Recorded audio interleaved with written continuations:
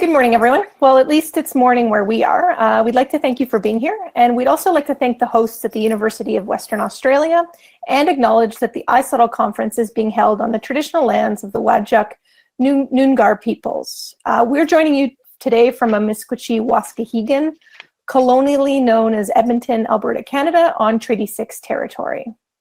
Attention to space and place is an important part of inclusive pedagogy, the topic around which we have come to discuss today. So Alyssa and I came to this work with a shared interest in SoTL Universal Design for Learning and Equity, Diversity, and Inclusion in Higher Education. We are aware that our identity as a Canadian-born white settlers who are both also able-bodied scholars has advantaged us both in higher education, which is not an inclusive environment for many. We've made an effort to use Universal Design for Learning principles in our presentation, including an outline that helps organize this presentation. Our slides are screen reader friendly and images have alt text. The slides were also posted for all participants with complete speaking notes with this session. However, we also acknowledge that there are still barriers in access to our presentation. We're going to start today with a general introduction to Universal Design for Learning and the goals of our research. We'll briefly highlight some of the previous research that has been done to explore faculty understanding and implementation of Universal Design for Learning, and then discuss our own study. We'll highlight where we have started with our advocacy, including the recommendations we've made to our institution. Universal Design for Learning is a pedagogical framework to create learning environments that are accessible to everyone. In this image on the slide, we see that in the first scenario, the whiteboard is at a height that can be accessed by the able-bodied user of average height, but not the shorter person or the wheelchair user. In an accommodation approach, the wheelchair user has a ramp to access the board and the shorter person has a stool. However, in the accessibility approach, the board is lower and all three users have similar access without the need for accommodations. This example highlights that true accessibility can be achieved when thoughtful design is used to give the same access to everyone. The goal of Universal Design for Learning is to design learning environments that proactively include everyone, rather than maintaining barriers or reactively providing accommodations. UDL acknowledges that students differ in the way that they best learn, in the way that they best demonstrate that learning, and in their lived experiences and circumstances. As the number of students with disabilities in post-secondary continues to rise, alongside broader changes to student demographics, UDL is widely lauded as a best practice for post-secondary learning. Demonstrated in this table, adapted from MOLE in 2013, UDL actively removes barriers for student learning, including those inherent in accommodation-based approaches. UDL has also shown to positively affect student outcomes, satisfaction, and engagement, and mitigate feelings of discouragement, debasement, insecurity, and isolation, all too commonly experienced by students with disabilities. The values of UDL additionally map onto effective teaching practices more broadly, such as creating stimulating learning environments, respect for students, and recognition of student diversity. As showed in the table here, UDL moves the problem of accessibility from the student to the course design and its delivery. Rather than accessibility being retroactively achieved through individual accommodations, UDL encourages proactive, inclusive course principles. And we're happy to speak to specifics in the Q&A if anyone wishes.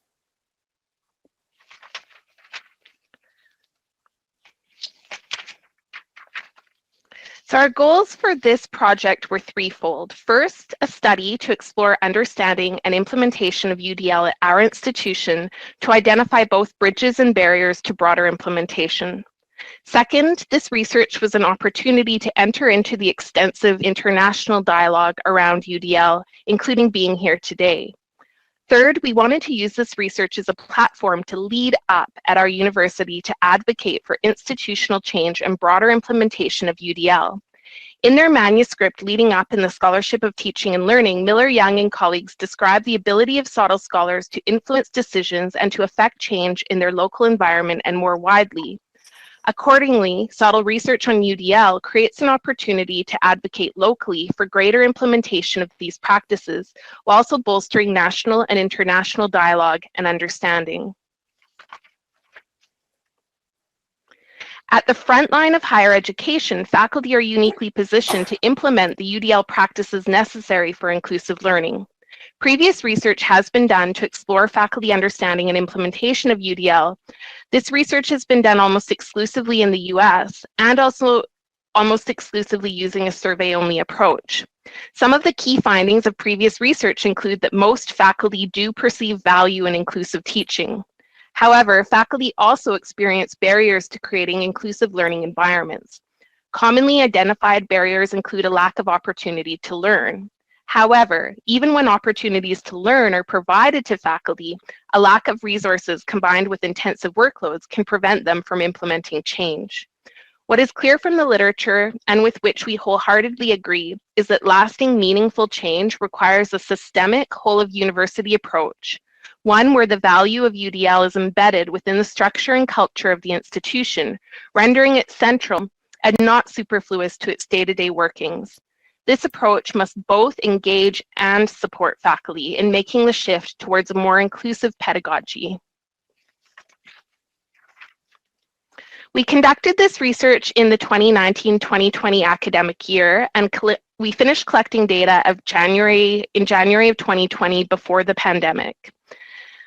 The sample site is MacEwan University, where Alyssa and I both work in Edmonton, Alberta, Canada. At the time of the study, there was no institutional policy or formal commitment to UDL. This study provided a Canadian context and used a mixed methods approach using both interviews and surveys. Our interviews were conducted with a variety of participants that worked in both administrative and student support capacities relevant to UDL. 5 of those 9 had also worked or were working as teaching faculty. We identified themes from these interviews that were used to create a survey that was distributed to all instructional faculty across our university. The response rate was 18%, with 25% of full-time continuing faculty and 14% of contract faculty participating. We had broad representation across all areas of the university and also from faculty at all stages of their careers. Our research questions included: how well do faculty understand UDL? What UDL practices are they employing? What are the barriers to broader implementation? What opportunities exist to encourage broader adoption? We found many similarities in our findings with previous research, suggesting that the barriers and bridges that we identified to inclusive learning may be generalizable to higher education more broadly. So we organized our findings into 2 broad categories: barriers and bridges to UDL adoption and implementation. Barrier 1 was an inconsistent understanding and implementation. There was consensus, while that some people understand and effectively implement UDL strategies in their teaching, this understanding was far from consistently applied across the institution, and in some cases was even quite poor. According to participant A, quote, "I've heard faculty here who've said, 'My job is to put out a box of Kleenex in front of a stressed out student and wait it out.' The awareness of UDL is still pretty low, and it's low in the places that matter," end quote. The inconsistent understanding across faculty was also apparent in our survey findings. As represented in the table here, when asked how well faculty understood UDL, only about 1/3 of faculty, or 29.3%, identified as having a good or full understanding, 38.5% some understanding, and another 1/3, or 32.2%, as having little to no understanding. There were 2 recurring misconceptions that arose from the interviews. The first is that UDL somehow lowers educational standards. As participant D recalls, quote, "People think UDL means compromising expectations and a sense that they're lowering the bar and making it easier for students. It isn't," end quote. The second misconception that connects to UDL is that students are faking it or taking advantage of disability accommodations. As participant G articulates, quote, "You know, those millennials, they're so weak. They're the problem children," instead of seeing them as legitimate students who have legitimate barriers, end quote. These misconceptions were confirmed by our survey data, which showed 35% of faculty agreed that broader implementation of UDL will disadvantage students when they enter the workforce, and 34% of faculty agreed that broader implementation of UDL may result in less rigorous expectations for students. Time and workload constraints widely defined were mentioned by our participants. Sentiments highlighting the time needed to make necessary UDL changes to curriculum and pedagogy were common. According to participant I, quote, the only institutional barrier that exists is time. I think most, if not all faculty, would be happy to engage with UDL principles and ideas. It's just that in the middle of a heavy teaching load, how do you find the time to get that extra training or go to that extra workshop, end quote. Time, workload, and a lack of opportunity and support were also strongly represented in the survey data, with 62% of respondents indicating that time and workload were the biggest barriers towards more full adoption. So in terms of bridges, we identified 2 bridges in our study. All of our interview participants spoke to a growing awareness of UDL among faculty at the institution. Sentiments along the lines of, it's better than it used to be, were common. As noted by participant H, quote, in the past 5 years, I've seen a huge shift in faculty's willingness to be inclusive. 10 years ago, I barely heard anything like that. So as much as we have a ways to go, it is a huge improvement, end quote.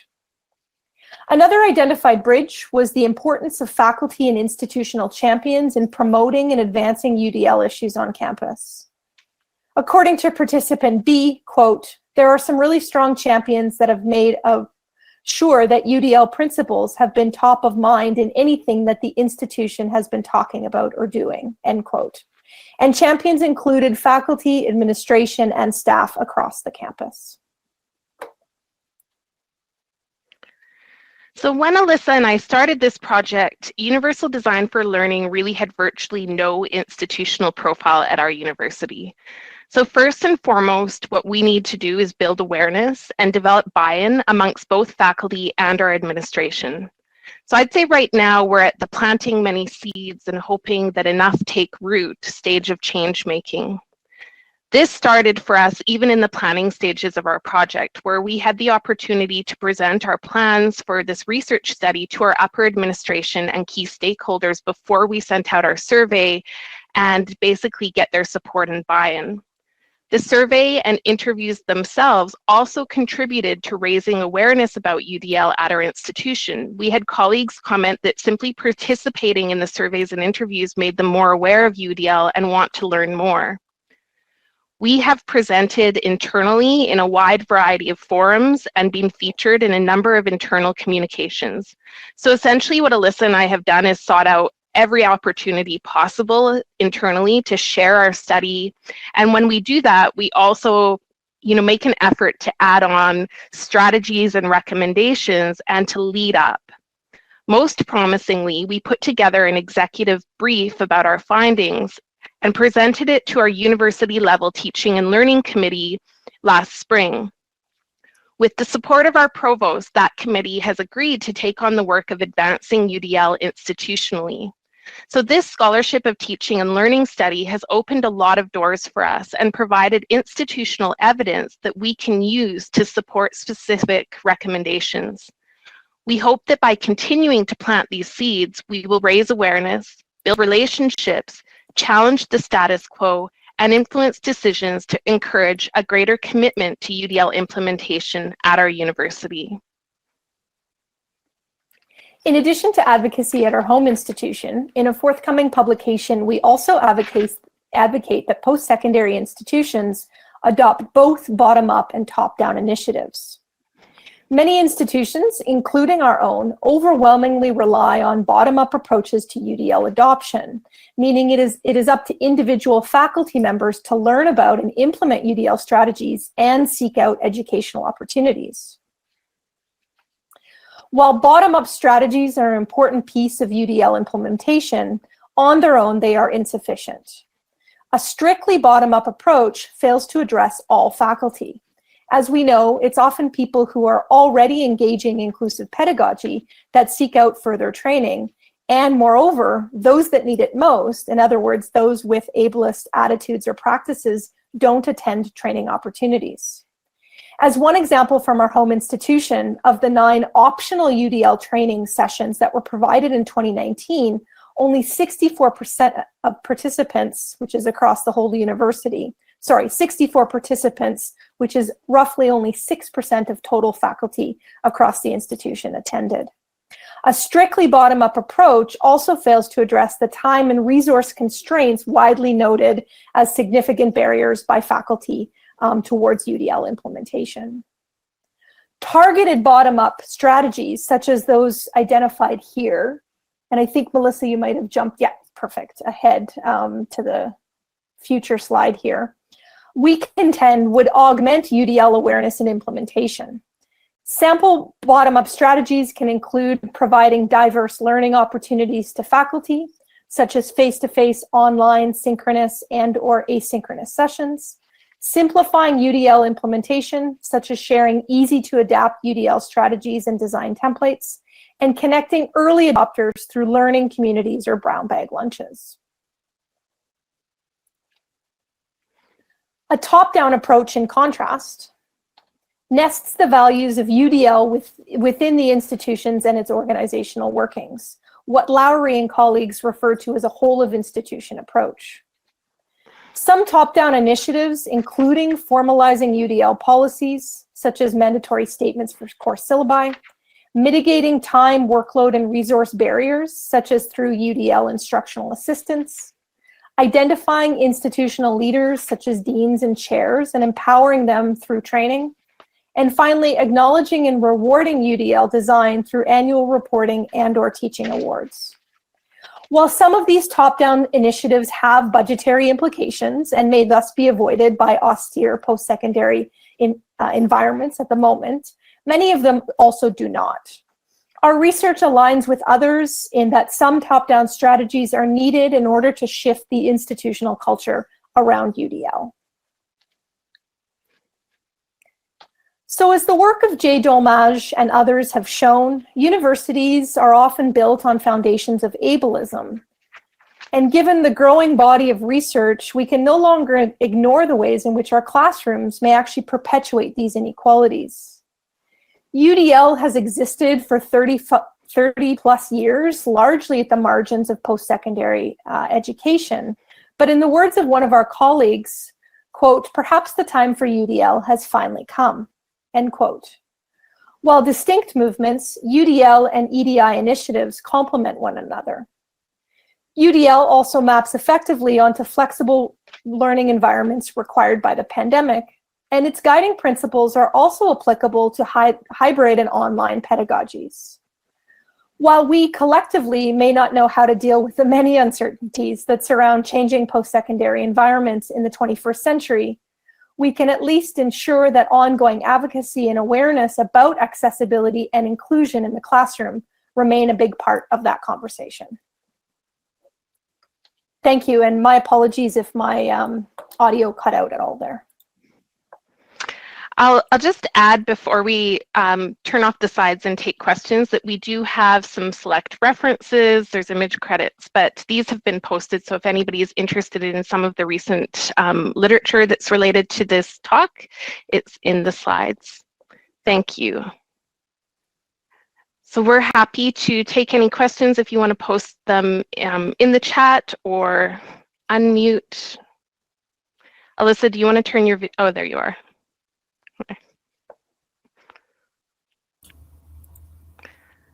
Lisa, go ahead. Thank you so much for your presentation. That was really interesting. I really appreciate it. My question comes by way of the uptake of using the Centers for Teaching and Learning as faculty to our advantage. So I'm wondering if at MacEwan University, your Center for Teaching and Learning had some advocacy within your study and sort of what role they're now playing to advocate for UDL and its implementation into program design and curriculum design. Yeah, thanks for that. Alyssa, are you okay if I take that one? I can, Sure. Okay. So we received pretty dramatic cutbacks from the government that we've been grappling with the last, I think, 3 years now. And our teaching center got virtually dismantled during that time. They are trying at this moment to rebuild. So that has really, I think, undermined their ability to play any role in advocacy. We have a new director and they were able to hire new staff. And so we have definitely been in discussion with them and hope that they will be able to support that. Yeah, Martha, our slides are actually posted. If you scroll down under our presentation description, the slides and full speaking notes are available already for everyone. Yeah, so that, I think that has been a challenge. That's been another challenge at our university is staff turnover, cutbacks, and I think then, of course, a global pandemic that has been a major distraction.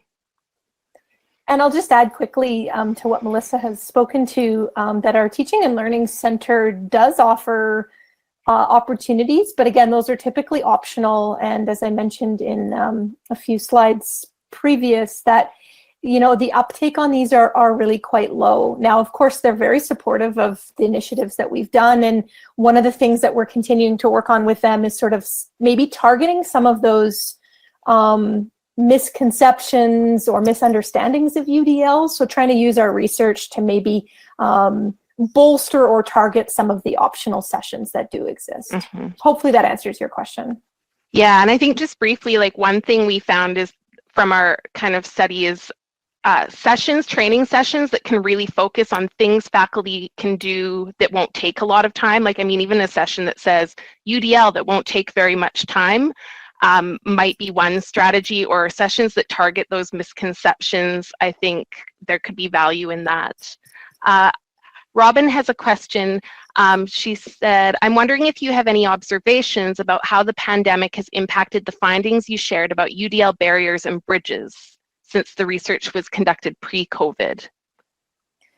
So I'll jump in quickly, and Melissa, feel free to add anything from your perspective. So we haven't collected anything post-pandemic. So what I'm offering here is more anecdotal, but I will say that through the pandemic, what I have found is that all of a sudden, classrooms have become in many ways more accessible. So faculty are recording lectures, which has always been a UDL practice. They're maybe posting slides ahead of time. There's options. I know in my own classes, I'll give options for attendance and participation and those types of things. So we're starting to see UDL practices, I think, being, whether or not faculty identify them as UDL, being more fully put forth. Now, that may not mean that there's not additional barriers through online and hybrid pedagogies, but I'm seeing certainly some change or forced change through the pandemic.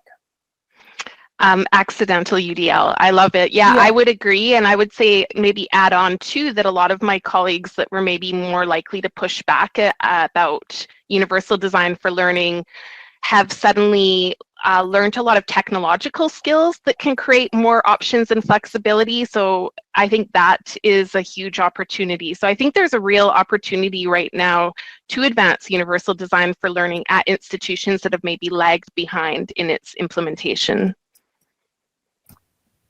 Martha has a hand up in the chat. Sorry again.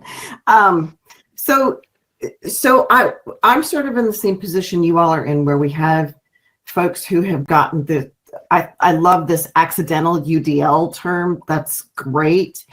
As soon as I say, that's great, what an accessible practice, the windows close, the blinds come down, and I'm like, ah, crap. How do you bridge that